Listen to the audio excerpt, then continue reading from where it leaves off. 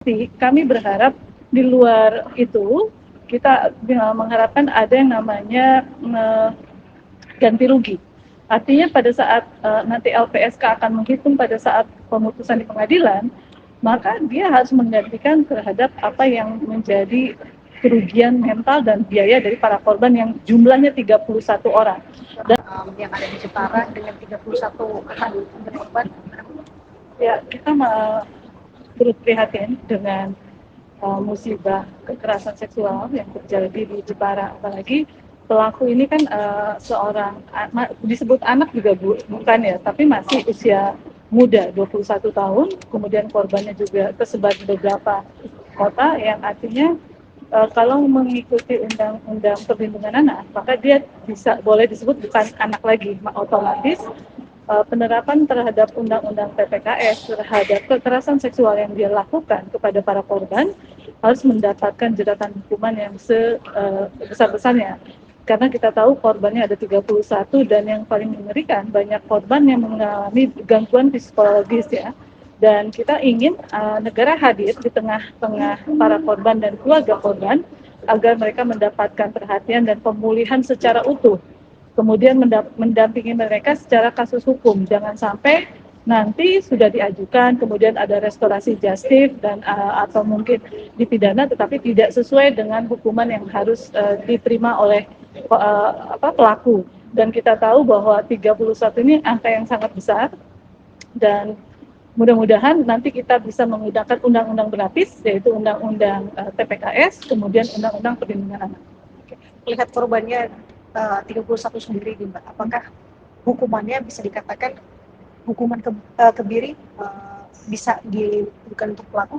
Ya, kalau yang menggunakan undang-undang perlindungan anak kita bisa melakukan kebiri, tetapi juga kita bisa menggunakan hukuman seumur hidup, karena memang kalau kita mengetahui kalau seumur hidup dengan anak yang masih dengan pelaku yang masih berusia 21 tahun, mungkin dia masih punya masa depan yang bisa diperbaiki. Dan yang harus dipastikan kalau kita akan menggunakan hukuman kebiri, maka kita juga harus melakukan pendampingan pemulihan untuk pelaku.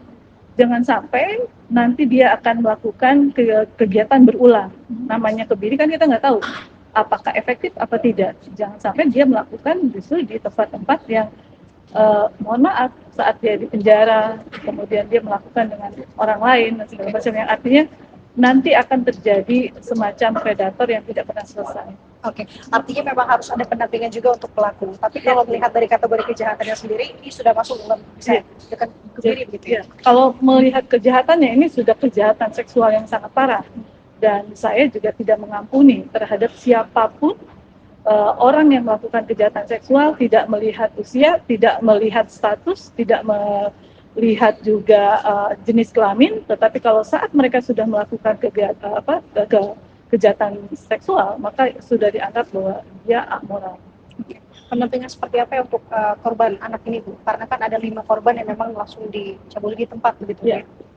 Yang harus dilakukan hari ini adalah kita melakukan pendampingan psikososial kepada para korban, juga kepada keluarga korban. Di luar kita menutup status korban tadi, karena kita berharap setelah pemulihan nanti mereka tetap bisa berkumpul kembali atau bisa bergaul dengan masyarakat di sekitarnya.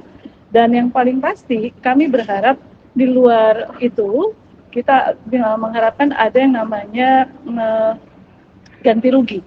Artinya pada saat nanti LPSK akan menghitung pada saat pemutusan di pengadilan, maka dia harus menggantikan terhadap apa yang menjadi kerugian mental dan biaya dari para korban yang jumlahnya 31 orang.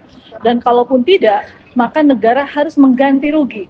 Kalau ternyata ini pelaku kan masih anak kecil, tapi kan dia punya keluarga, maka dia juga keluarganya harus bertanggung jawab terhadap apa yang dilakukan oleh pelaku. Tapi kalau ternyata keluarga pelaku tidak sanggup untuk menggantikan restitusi yang harus dibayarkan kepada para korban, maka negara harus menanggung dan mengganti kepada para korban dan keluarga korban. Siap. Terima kasih, Mas.